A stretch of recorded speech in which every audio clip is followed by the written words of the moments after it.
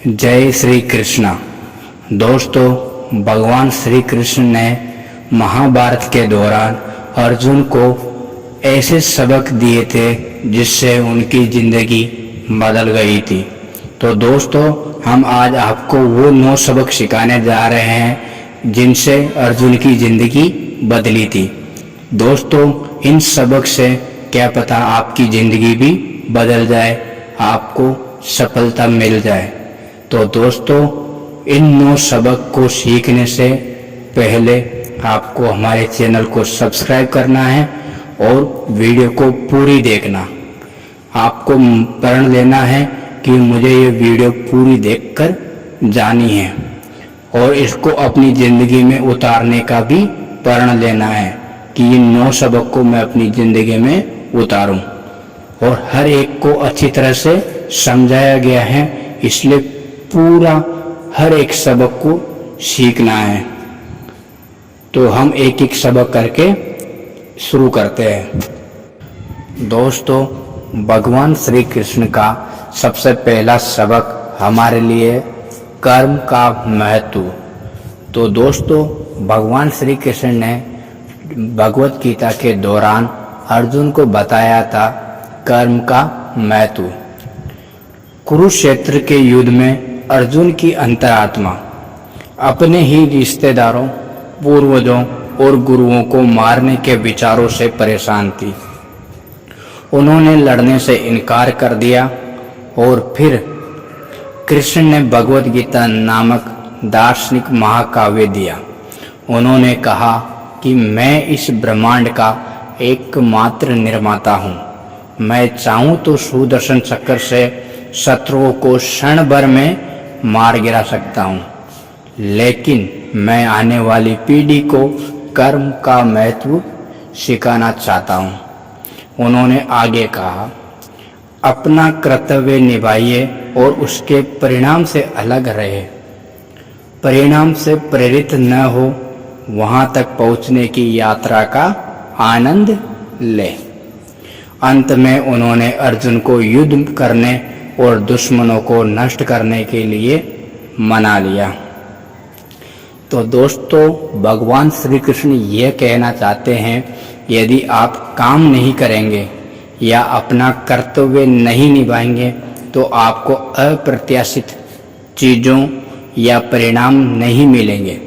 ये भगवान श्री कृष्ण की शिक्षाओं में से अच्छी सीख में से एक है। तुम्हें परिणाम या अंतिम परिणाम की आशा किए बिना अपना कर्तव्य निभाना चाहिए। जबकि मैं ये कहता हूँ, इसका मतलब ये नहीं कि आशा रखना या आशावादी होना गलत है, लेकिन कार्यों को किए बिना आपका रास्ता भयानक होगा। युक्ति यह है कि अंतिम परिणाम पर बहुत अधिक ध्यान केंद्रित न करें और केवल वहां तक पहुंचने की प्रक्रिया का आनंद ले। परिणाम उन्मुख होने के बजाय प्रक्रिया उन्मुख होने से आपकी समग्र उत्पादकता में सुधार होता है। वर्तमान क्षण में रहना यानी अपने कर्म पर ध्यान केंद्रित करना आपके समग्र मानसिक स्वास्थ्य में भी सुधार करता है।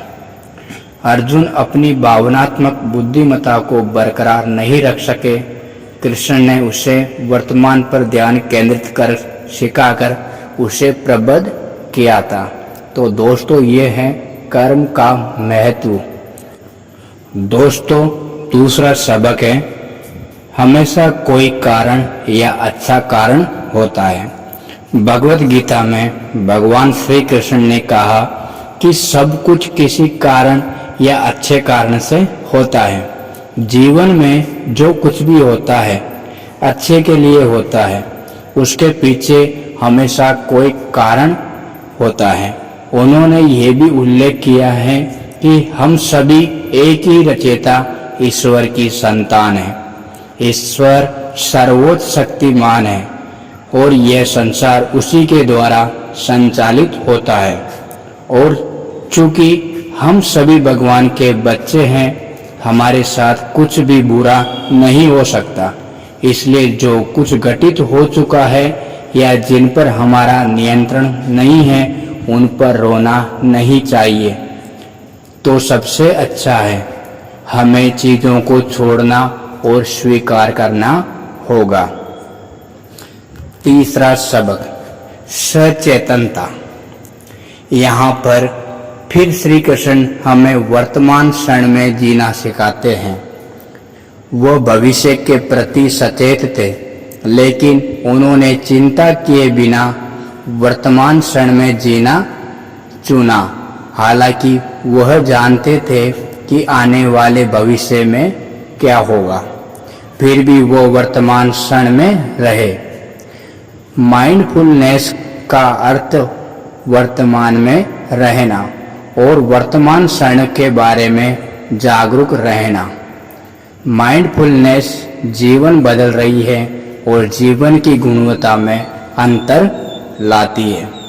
वर्तमान में जीना और वर्तमान क्षण पर अधिक ध्यान देना आपके मानसिक स्वास्थ्य में सुधार कर सकता है। चुनौतीपूर्ण परिस्थितियों के कारण अक्सर बाधा उत्पन्न होना संभव है, लेकिन सचेत रहना और वर्तमान क्षण में रहना चीजों को बहुत आसान बना सकता है। हमें ये सीखने की जरूरत है कि वर्तमान पर ध्यान कैसे केंद्रित किया जाए, न कि भविष्य या अतीत पर। भगवान श्री कृष्ण का चौथा सबक, अपने क्रोध पर नियंत्रण रखें। क्रोध आपकी निर्णय लेने की क्षमता को प्रभावित करता है, बदले में स्मृति और बुद्धि। बुद्धि के बिना निर्णय लेने की क्षमता प्रभावित होती है। अतः क्रोध ही व्यक्ति के जीवन में सभी प्रकार की असफलताओं का मूल कारण है। ये नरक के 3 मुख्य द्वारों में से एक है। अन्य 2 लालच और वासना। मन को शांत रखते हुए क्रोध पर नियंत्रण रखने पर प्रयास करना चाहिए। 5वां सबक, बलिदान। कृष्ण ने भीम से कुरुक्षेत्र के युद्ध में घटोत्कच, जो भीम के पुत्र थे, को बुलाने के लिए कहा। यह कौरव सेना को नष्ट करने के लिए नहीं था, बल्कि कर्ण को इंद्रास्त्र का उपयोग करने के लिए मजबूर करना था, जिससे कोई भी जीवित नहीं बच सकता। उन्होंने ये सुनिश्चित करने के लिए ऐसा किया कि अर्जुन, जो युद्ध जीतने की कुंजी थी, जीवित रहे। अतः उन्होंने एक से एक तेजस्वी योद्धा का बलिदान देकर पांडवों की जीत सुनिश्चित की। वैसे ही जीवन में सफलता पाने के लिए हमें कई चीजों का त्याग करना पड़ता है।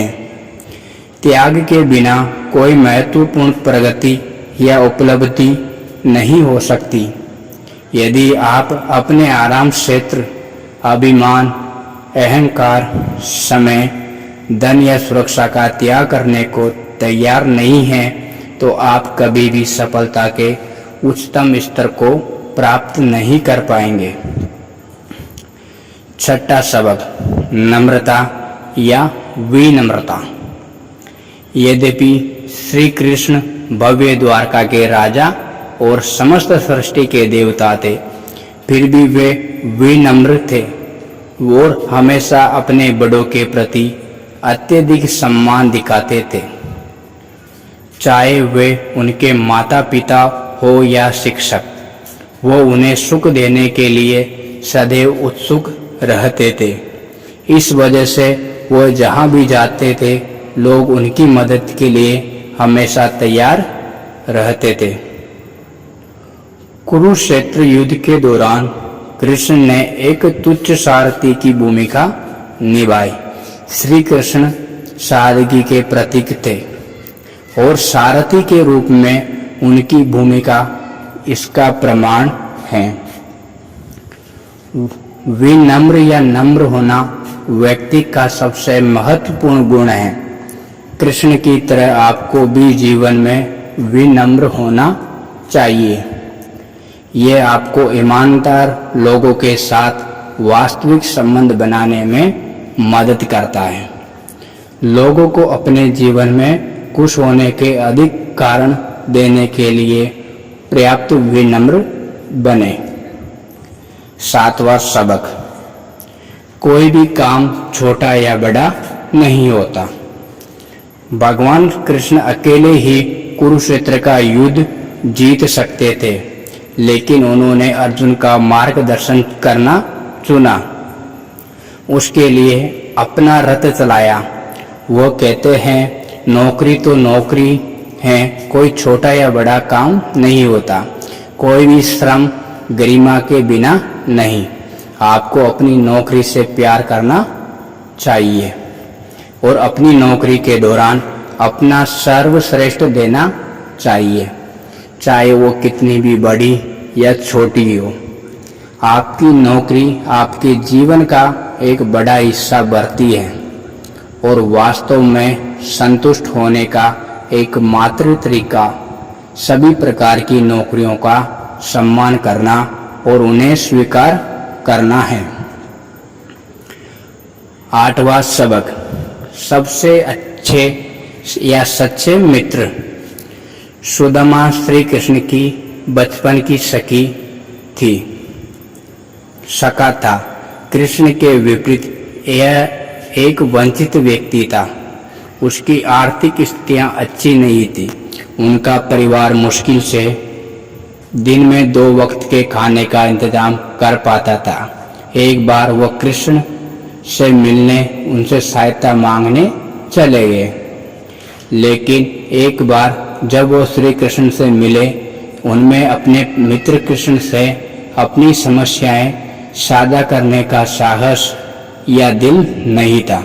जब सुदामा अपने घर वापस लौटे तो भव्य घर, सुंदर कपड़े, महंगे आभूषण देखकर आश्चर्यचकित रह गए।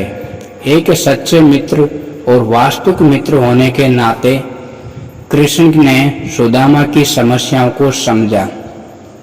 यहाँ तक कि सुदामा ने अपनी समस्याओं के बारे में एक शब्द भी नहीं कहा। यही दोस्ती का असली मतलब है। आजकल यह अच्छी तरह से स्थापित तथ्य है कि वास्तविक सच्चे और भरोसेमंद दोस्त होना आपके लिए अच्छा है। ये जीवन उन लोगों के बारे में है जिनके साथ आप इसे साझा करते हैं। इससे ज़्यादा फायदा उठाओ। अपने आप को अच्छे दोस्तों से घेरे और बदले में हमेशा एक अच्छे दोस्त बने। 9वां सबक, भगवान के प्रति समर्पण।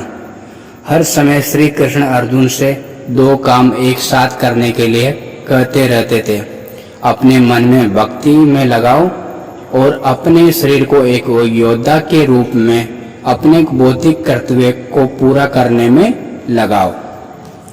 वो चाहते थे कि अर्जुन अपना क्षत्रिय धर्म न छोड़े, बल्कि इसके साथ साथ भक्ति भी करे। यहाँ कृष्ण अर्जुन को ये सुनिश्चित करते हैं कि भले ही अपने सभी भौतिक धर्म छोड़ दे, फिर भी उसे पाप नहीं लगेगा। श्री कृष्ण अर्जुन से कहते हैं कि डरो मत, वो उसे सभी पापों से मुक्त कर देगा और उसे भौतिक अस्तित्व से मुक्त कर देगा। तो दोस्तों, आपको ये सबक कैसे लगे? अगर आपको ये सबक अच्छे लगे तो हमारे चैनल को सब्सक्राइब जरूर करना। धन्यवाद।